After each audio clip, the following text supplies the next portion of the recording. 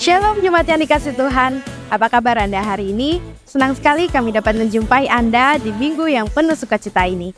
Bagi Anda yang baru pertama kali hadir, kami mengucapkan selamat datang dan selamat beribadah di Abalok Bali.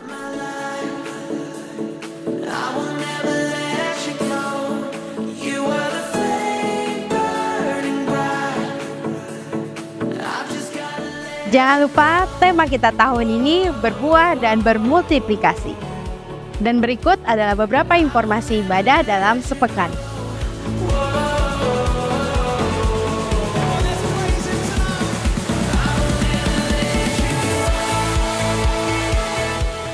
Di Indonesia, limbah plastik sudah sebanyak 7,8 juta ton per tahun atau sekitar 105 ton dalam sehari. Dan jika dihitung, beratnya sama dengan 15.000 ekor gajah. Banyak banget ya. Tentunya, sampah ini juga akan menimbulkan banyak dampak negatif, mulai dari kematian biota laut, masuknya plastik mikro ke dalam tubuh, hingga meningkatkan jumlah emisi di udara.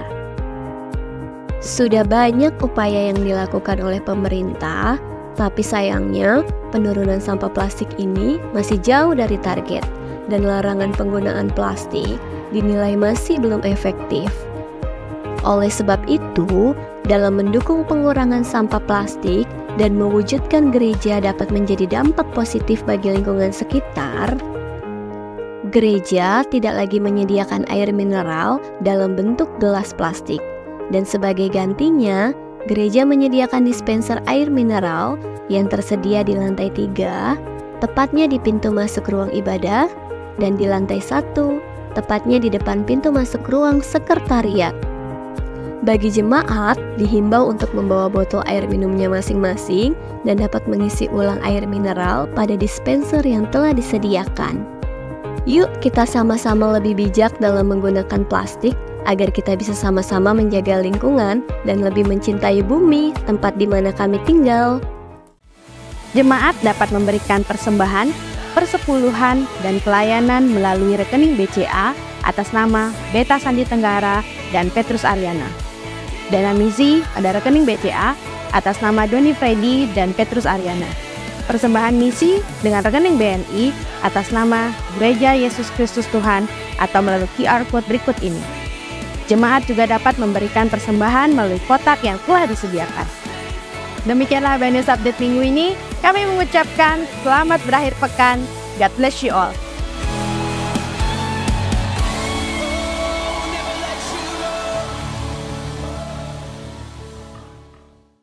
Puji Tuhan, salam sejahtera bagi kita semua. Shalom Bapak Ibu Saudara dimanapun sedang berada.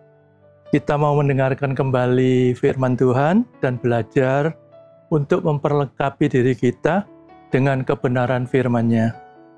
Pada bulan ini, kita masuk dalam tema berakar.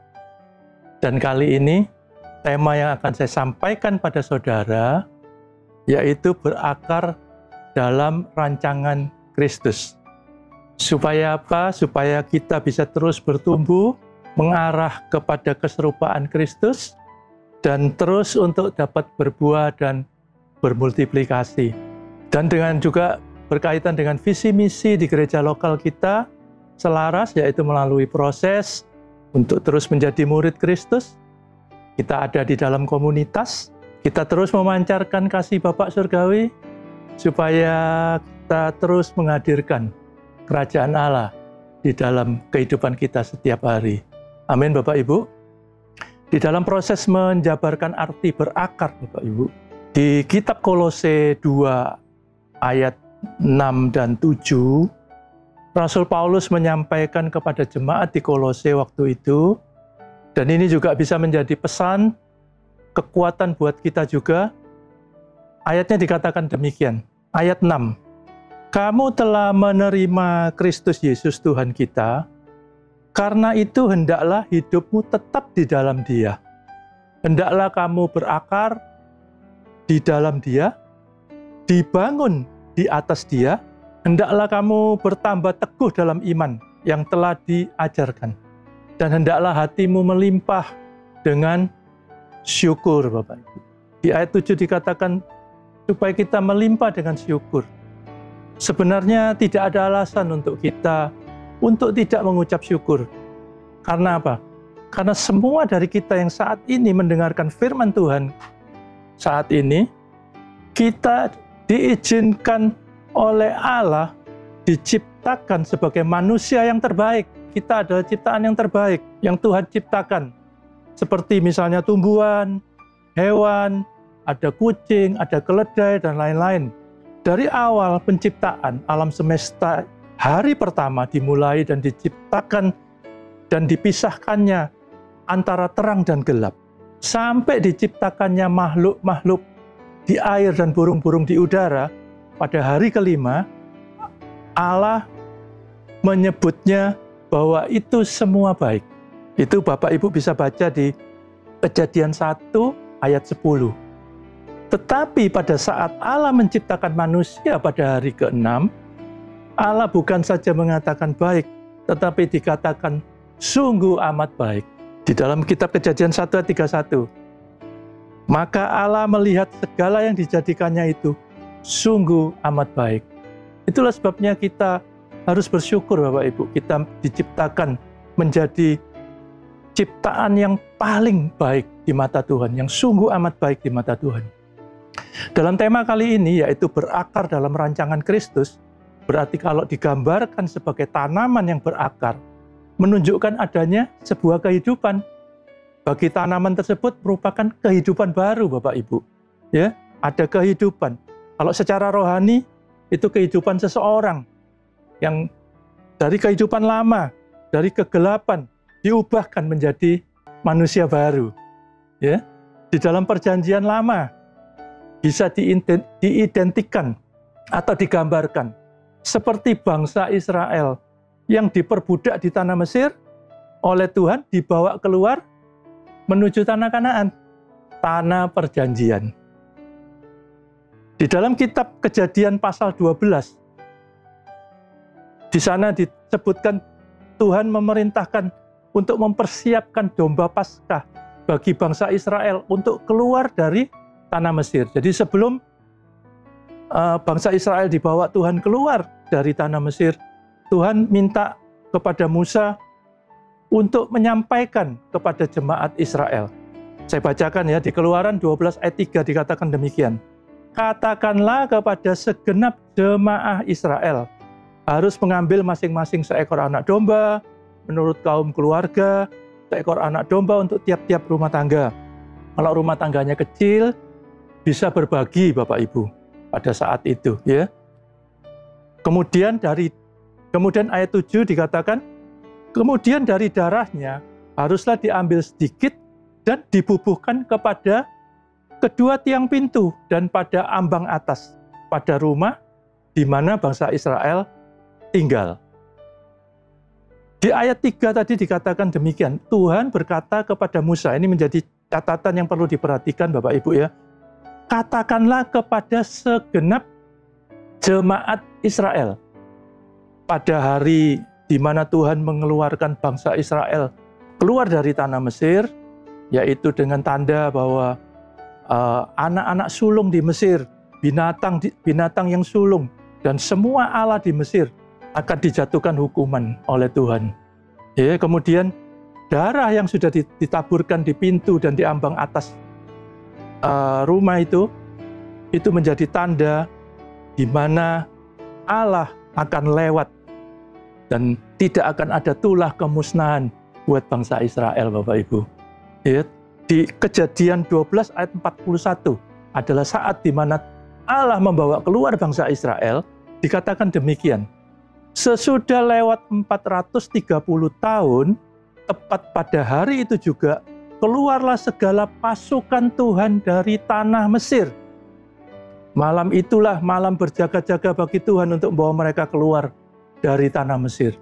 Bapak Ibu, di ayat 41, itu Tuhan menyebut umat Israel bukan lagi jemaah Israel.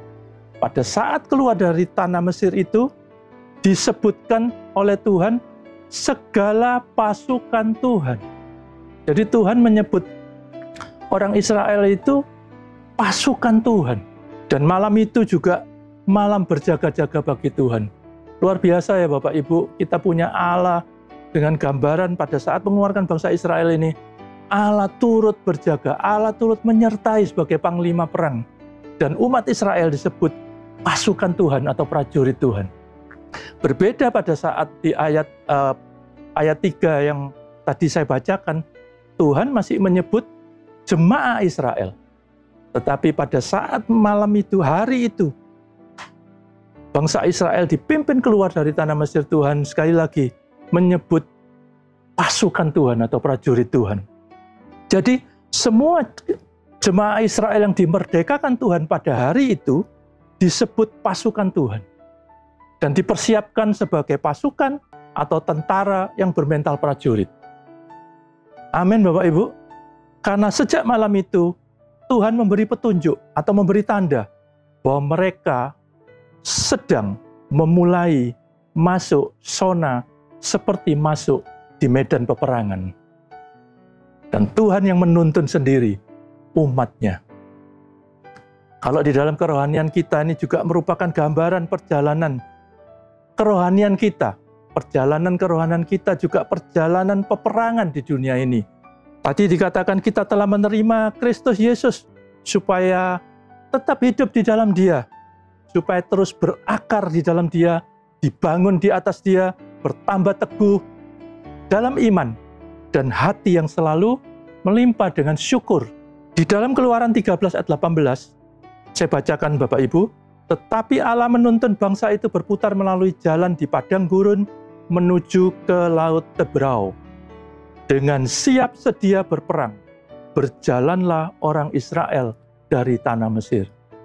Jadi perjalanan bangsa Israel dari Mesir menuju tanah Kanaan identik merupakan perjalanan peperangan. Identik dengan perjalanan kerohanian kita sekali lagi. Yaitu bisa digambarkan melalui pertobatan kita, ya. Kita bulan-bulan lalu belajar tentang ditanam. Nah, itu juga boleh berbicara tentang awal dari kita ditanam di dalam Kristus, pertobatan kita. Lalu perjalanan kita itu adalah perjalanan peperangan di dunia ini sampai nanti kita menuju Yerusalem baru, Saudara. Kenapa demikian? Kenapa perjalanan kita perjalanan peperangan? Karena kita punya musuh. Kita hidup di dunia ini adalah di wilayah musuh. Teritorialnya musuh. Perjalanan kerohanian kita ini, perjalanan peperangan karena kita berjalan di wilayah yang dikuasai musuh. Ini buktinya Bapak Ibu. Di dalam Lukas pasal 4 ayat 6-8. Saat Tuhan Yesus telah berpuasa 40 hari dicobai iblis. Iblis mengatakan demikian. Ayat 6, kata iblis kepadanya, segala kuasa itu serta kemuliaannya, yang ada di dunia ini, akan kuberikan kepadamu, kepada Yesus. Sebab semuanya itu telah diserahkan kepadaku, kata iblis. Dan aku memberikannya kepada siapa saja yang ku kehendaki. Nah, ini bukti saudara, bahwa dunia ini adalah dalam kekuasaan si iblis. Ayat 7 ya, saya lanjutkan. Jadi jikalau engkau menyembah aku, kata iblis, seluruhnya itu akan menjadi milikmu. Tetapi Yesus berkata kepadanya, ada tertulis, engkau harus menyembah Tuhan Allahmu, dan hanya kepada Dia saja engkau berbakti. Itulah bukti Bapak Ibu Saudara, bahwa dunia ini teritorialnya dikuasai oleh si jahat, oleh si iblis. Di dalam 1 Petrus 5 ayat 8, Rasul mengingatkan, sadarlah dan berjaga-jagalah, lawanmu si iblis berjalan keliling sama seperti singa yang mengaum-ngaum dan mencari mangsa orang yang dapat ditelannya. Kita harus selalu berjaga-jaga karena kita ada di wilayah musuh Bapak Ibu. Kenapa Tuhan menyebut umat Israel pada saat keluar disebut prajurit Tuhan atau tentara Tuhan? Karena Tuhan ingin jemaat Tuhan ini punya mental prajurit. Mental prajurit itu apa Bapak Ibu? Mental yang selalu siap. Mental yang selalu siap di medan berat. Yang selalu siap menghadapi peperangan. Yang selalu siap dengan latihan yang berat. Yang selalu siap disiplin. Yang selalu siap taat pada perintah. Itu mental prajurit Bapak Ibu. Nah, kita umat percaya, gambaran dari bangsa Israel, kita seringkali Bapak Ibu, kita hanya siap diberkati, tetapi tidak siap melewati tantangan dalam kehidupan ini. Kita tidak siap berjalan di jalan yang sempit. Kalau ada kesulitan sedikit, gangguan sedikit, kita mengeluh. Kita tidak siap menghadapi pergumulan di dalam kehidupan. Kalau pergumulan sakit penyakit, pergumulan kehidupan kita, pergumulan ekonomi, kita seringkali mengeluh, kok Tuhan begini ya? Gitu. Kenapa Tuhan kok berikan saya keadaan seperti ini ya? Gitu. Jadi kita tidak siap Bapak Ibu. Kita juga nggak siap disiplin. Kita masih seringkali jadi umat percaya tidak disiplin, tidak siap taat pada nilai-nilai kerohanian. Beda dengan mental prajurit. Bapak Ibu, mental-mental yang tadi saya sebutkan bisa digambarkan sebagai contoh mental seorang turis Bapak Ibu ya, atau mental wisatawan. Ya, wisatawan itu apa mentalnya? Maunya yang enak-enak ya, menikmati kehidupan ya. Kalau ada sesuatu yang kurang menyenangkan, bisa komplain Bapak Ibu. Itu mental turis. Kita hidup di Bali ini, kita banyak bertemu dengan turis, kan demikian Bapak Ibu. Kalau ada sesuatu yang kurang menyenangkan, ya mereka komplain. Seperti itu. Lain dengan mental prajurit Bapak Ibu. Nah, inilah mental turis, mental wisatawan ini. Ini juga merupakan gambaran bangsa Israel. Pada saat keluar dari tanah Mesir sampai menuju Kanaan 40 tahun, ternyata mereka mentalnya tidak siap sebagai mental prajurit Bapak Ibu. Di dalam 2 Timotius 2 ayat 3 sampai 4 dikatakan, ikutlah menderita sebagai seorang prajurit yang baik dari Kristus Yesus. Seorang prajurit yang sedang berjuang, tidak memusingkan dirinya dengan soal-soal penghidupannya, supaya dengan demikian ia berkenan kepada komandannya. Nah, ini kita sering ya Bapak Ibu yang ikut ESC ya, itu kita sering mendengarkan ayat ini ya. Nah, ini mengingatkan kita. Nah, dikatakan tadi seorang prajurit yang sedang berjuang tidak memusingkan dirinya dengan persoalan kehidupannya.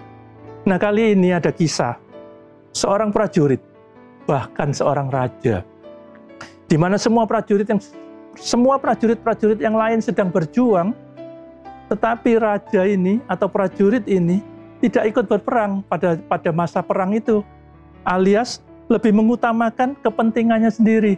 Siapa dia? Raja Daud Bapak Ibu. Ya. Di dalam 2 Samuel 11 ayat 1, saya bacakan ya. Dikatakan demikian. Pada pergantian tahun, pada waktu raja-raja biasanya maju berperang. Jadi pada zaman dulu itu ada waktu-waktu di mana ada waktu berperang. Karena mungkin karena situasi, kondisi, keadaan, cuaca ya Bapak Ibu. Jadi ada masa-masa berhenti berperang, ada masa-masa waktu maju berperang. Saya lanjutkan. Maka Daud menyuruh Yoab, panglimanya, beserta orang-orangnya, dan seluruh orang Israel, mereka memusnahkan Bani Amon dan mengepung kota Raba. Sedangkan Daud sendiri tinggal di Yerusalem, Bapak Ibu. Jadi Daud tidak ikut maju berperang kali ini. Ya. Selanjutnya, kalau Bapak Ibu yang sudah membaca firman Tuhan, cerita ini sudah tidak asing lagi. Selanjutnya, terjadi aib yang mengakibatkan pembunuhan dan dosa. Ya. Singkat cerita, pada saat Daud tadi sedang ada di Yerusalem, di istananya, dia sedang bersantai di soto rumah di lantai atas, dia melihat tetangga perempuannya sedang mandi, saudara. Ya. Dipanggilnya perempuan itu karena raja punya kuasa ke istana. Lalu terjadilah hal-hal yang tidak baik. Ya, perempuan itu kemudian mengandung, lalu Raja Daud memanggil pulang suami perempuan itu supaya pulang ke rumahnya. Suaminya sedang berperang, Bapak Ibu. Supaya aibnya yang dilakukan Raja Daud tertutupi. Kira-kira maksudnya demikian. Tapi suami tersebut adalah prajurit yang setia. Dia tidak mau pulang ke rumahnya. Karena dia bilang, ini masa perang, saudara-saudara saya berperang, masakan saya pulang ke rumah untuk bersenang-senang dengan istri saya? Dia bilang begitu. Ya, karena suaminya tidak mau pulang, akhirnya Raja Daud memerintahkan utusan kepada Yoab panglimanya supaya suami perempuan itu ditaruh di medan perang, di medan pertempuran, di baris paling depan, Bapak Ibu. Supaya apa? Supaya kemungkinan besar terbunuh oleh musuh. Dan benar, memang suami perempuan itu mati terbunuh oleh musuh. Dan Daud kemudian mengambil perempuan itu, yaitu disebut istri orang Het itu, menjadi istrinya.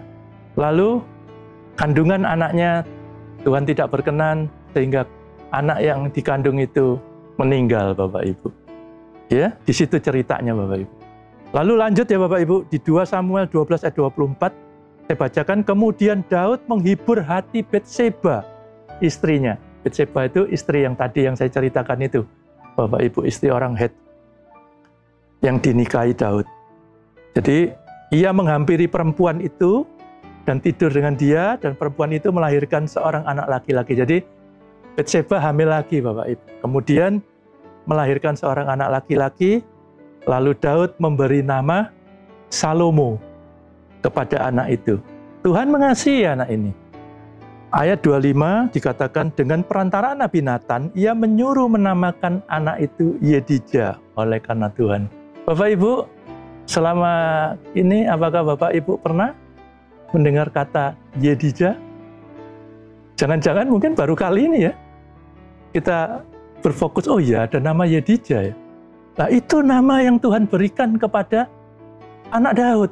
Tetapi Daud memberi nama Salomo. Allah menyuruh menamakan Yedija. Kali ini entah kenapa Daud sepertinya tidak mengindahkan pesan Tuhan, Bapak Ibu, yang disampaikan melalui Nabi Nathan itu, dengan memanggil nama anaknya Yedija. Tapi Daud lebih suka memanggil nama Salomo. Itu sebabnya kita semua kenal nama Salomo. Asing buat kita nama Yedija. Nah, padahal nama Yedija, kalau bahasa Ibraninya itu Yedidaya, itu artinya orang yang dikasihi Tuhan. The beloved of God. Itu nama yang diberikan Tuhan. Kalau Salomo artinya shalom, damai sejahtera, kebaikan, kelimpahan, tentram sentosa, keamanan. Itu arti nama Salomo. Ya, entah kenapa mungkin Daud lebih suka memanggil anaknya ini Salomo, bukan Yedija. Padahal Yedija itu sekali lagi artinya orang yang dikasihi Tuhan. Ya mungkin karena Daud mungkin melihat pengalaman dirinya sendiri ya Bapak Ibu. Daud itu artinya kesayangan Tuhan. Yang terkasih, yang dicintai. Itu arti nama Daud atau David. Mungkin Daud melihat dari pengalaman hidupnya yang dia alami. Atau juga mungkin namanya naluri seorang ayah Bapak Ibu. Ya, dia punya pengalaman yang begitu banyak. Yang kadang bukan hanya menyenangkan tapi banyak menyakitkan kehidupannya. Mungkin naluri seorang ayah, dia ingin anaknya itu, janganlah seperti saya, begitu. Biarlah dia hidup baik, makanya dia lebih suka panggil Salomo, yang artinya damai, shalom, sejahtera, limpahan. Memang Bapak Ibu, nama Yedija, atau orang yang dikasihi Tuhan itu, ada konsekuensinya. Bukan hanya diberkati, diberi kelimpahan, ya kalau orang dikasihi Tuhan itu. Tapi ada proses seperti Daud, diproses Tuhan. Ada pembentukan, ada didikan, ada ajaran, ada ketidaknyamanan, tidak menyenangkan, merepotkan, menyusahkan, dididik dan diproses. Orang yang dikasihi Tuhan demikian. Dan Tuhan merubah atau memberi nama, itu pasti ada maksud Bapak Ibu. Ada tujuan, ada yang Tuhan mau kerjakan bagi orang itu, termasuk Salomo. Nama Daud artinya kesayangan Tuhan, yang terkasih, yang dicintai. Dalam hidupnya Daud, Bapak Ibu, ada proses tangan Tuhan yang membentuknya. Sejak kecil, dia sudah diabaikan oleh keluarganya. Dia berhadapan dengan proses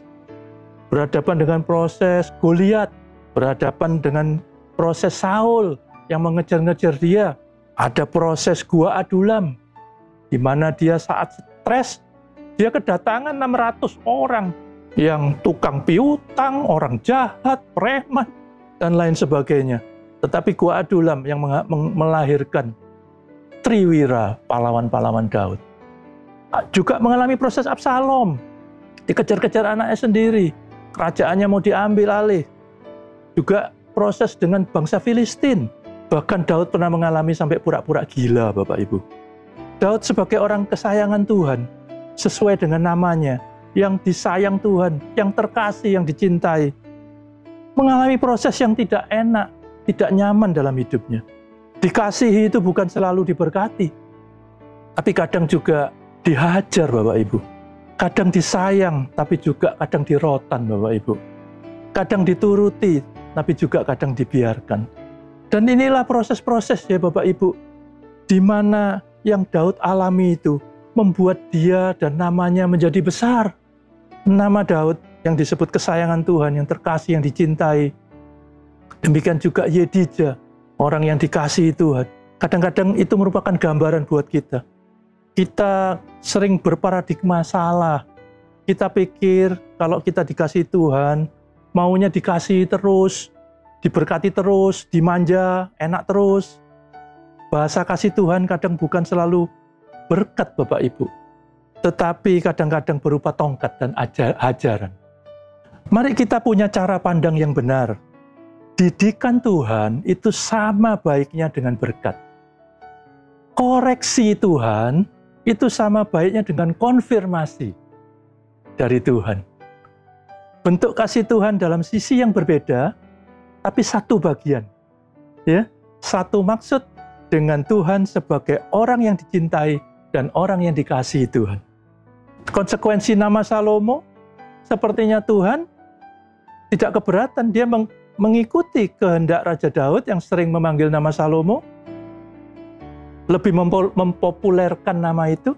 Dan benar, memang zaman Raja Salomo tidak pernah mengalami peperangan yang berarti. Kerajaannya aman, hampir tidak ada ancaman. Aman tentram seperti namanya Bapak Ibu. Bahkan saking amannya, sampai urusan cara makan, cara duduk, cara menyajikan makanan semua diurusin Bapak Ibu. Mungkin kalau Daud menyadari sekarang ya Bapak Ibu, apa yang dialami Salomo setelah itu, mungkin Daud juga akan berpikir dua kali Bapak Ibu. Karena apa? Karena orang yang dihindarkan dari didikan Tuhan bisa mengalami yang namanya disorientasi atau salah arah Bapak Ibu. Di dalam 1 Raja-Raja 14 ayat 4, itu sebagai bukti Bapak Ibu ya, saya bacakan ya. Waktu Salomo sudah tua, nah ini waktu perjalanan hidup Salomo ya, dia punya istri banyak 1000, punya istri dan gundik tuh kurang lebih 1000 ya. Dikatakan demikian, waktu Salomo sudah tua, istri-istrinya itu mencondongkan hatinya kepada Allah-Allah lain, sehingga ia tidak sepenuh hati berpaut pada Tuhan, kepada Tuhan Allahnya seperti Daud ayahnya. Dan Salomo melakukan apa yang jahat di mata Tuhan. Ayat 6 dikatakan demikian. Salomo melakukan yang jahat di mata Tuhan, dan ia tidak dengan sepenuh hati mengikuti Tuhan seperti Daud ayahnya. Ini bukti Bapak Ibu, bahwa orang yang dihindarkan dari didikan Tuhan bisa-bisa mengalami hal yang demikian. Beda dengan Daud ayahnya. Daud pada saat meninggal pada saat putih rambutnya, penuh kekayaan, penuh kehormatan. Namanya diingat Tuhan turun-temurun Bapak Ibu. Ini pelajaran bagi kita dan buat kita supaya kita siap kalau tangan Tuhan yang biasanya membelai kita sekarang menekan kita. Tangan Tuhan yang biasanya merangkul kita sekarang membiarkan kita. Tangan yang biasanya menghadirkan berkat sekarang menghadirkan tongkat. Semua itu, tapi semuanya itu bukti Bapak Ibu. Tanda baik berkat maupun tongkat. Tanda kita sedang dikasihi Tuhan. Tuhan tidak sedang meninggalkan kita, baik yang diberkati maupun yang mendapat tongkat. Yang sedang diberkati diartikan sedang dicintai oleh Tuhan. Yang sedang diproses pun juga sedang dikasihi Tuhan. Sama Bapak Ibu di mata Tuhan. Didikan Tuhan itu sama baiknya dengan berkat. sebagai kekuatan buat kita. Di Ulangan 32 ayat 9 sampai 11 ada beberapa perbedaan Bapak Ibu. Saya bacakan ya. Ayat 9, tetapi bagian Tuhan ialah umatnya Yakub, ialah milik yang ditetapkan baginya. Ya. Ayat 10, didapatinya dia di suatu negeri di padang gurun, di tengah-tengah ketandusan dan auman padang belantara. Dikelilinginya dia dan diawasinya, dijagainya sebagai biji matanya. Wow, Yakub diumpamakan diawasi, dilindungi di padang belantara, dijaga seperti biji matanya.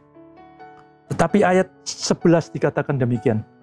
Laksana Raja Wali menggoyang bangkitkan isi sarangnya, melayang-layang di atas anak-anaknya, mengembangkan sayapnya, menampung seekor, dan mendukungnya di atas kepaknya. Saudara, ayat 11 berbeda dengan ayat 10. Ya, di ayat 11 dikatakan laksana Raja Wali menggoyang bangkitkan isi sarangnya. Jadi anak-anaknya sarangnya digoyang supaya anaknya itu terjatuh. Tetapi sang Raja Wali ini mengembangkan sayapnya, menampung seekor, dan mendukung di atas kepaknya. Ayat 12, demikian Tuhan sendiri menuntun dia, dan tidak ada Allah asing menyertai dia. Baik ayat 10 maupun 11, kondisinya berbeda. Tapi keduanya, Tuhan sendiri yang menuntun dia. Amin Bapak Ibu. Jadi sekali lagi Bapak Ibu, didikan Tuhan sama baiknya dengan berkat. Koreksi sama baiknya dengan konfirmasi. Yang sedang diberkati jangan lupa diri. Karena mungkin berikutnya Tuhan datang bukan dengan berkat. Yang sedang mengalami proses Tuhan, tetap diproses sebagai anak. Tetap dikasih Tuhan, jangan putus asa. Terus bersyukur Bapak Ibu. Ya, berkat atau didikan, itu tandanya Tuhan mengasihi kita. Demikian juga konfirmasi atau koreksi, itu tanda Tuhan mencintai kita.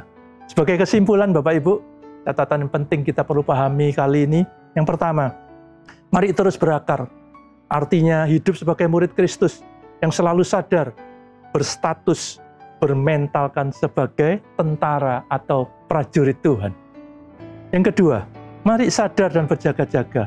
Karena hidup kita di dunia ini dikuasai oleh musuh. Dan di wilayah peperangan rohani, di wilayah musuh. Kelompok-kelompok tentara yang merupakan gambaran kelompok komunitas kita. Jadi tentara itu ada gambaran kelompok-kelompok tentara ada kita dalam komunitas kita. Kemudian yang ketiga, terus memancarkan kasih Bapa, baik saat situasi berkat maupun situasi didikan Tuhan. Berkat atau tongkat adalah sama tanda Tuhan mengasihi kita. Yang terakhir, sehingga kita bisa menghadirkan kerajaan Allah. Tetap terus bersyukur setiap hari dalam situasi apapun, sampai mencapai garis akhir, masuk tanah Kanaan yang berlimpah susu dan madu. Terus berakar dalam rancangan Kristus. Amin Bapak Ibu. Tuhan Yesus memberkati. Shalom.